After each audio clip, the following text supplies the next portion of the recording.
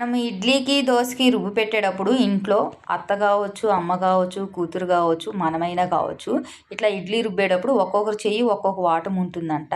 అంటే రుబ్బడం కాదు, పిండి కలబెట్టినప్పుడు, చేతులు పెట్టినప్పుడు ఒక్కొక్కరి చేతులతో ఒక్కొక్క పులిసే విధానం ఉంటుందంట చేతిని బట్టి.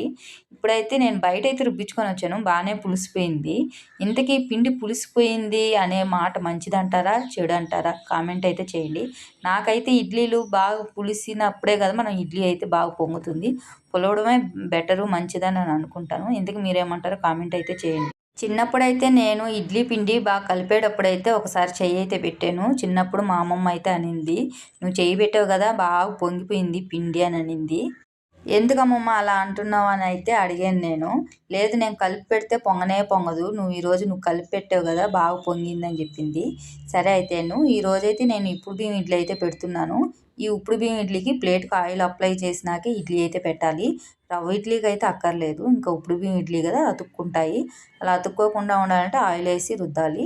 ఇప్పుడైతే ఈరోజు మాది టిఫిన్ అయితే ఇడ్లీ, పల్లీల చట్నీ అండి. వీడియో కానీ నచ్చినట్లయితే లైక్ చేయండి, షేర్ చేయండి. ఇంతకీ ఇడ్లీ పిండి పులిస్తే మంచిదంటారు.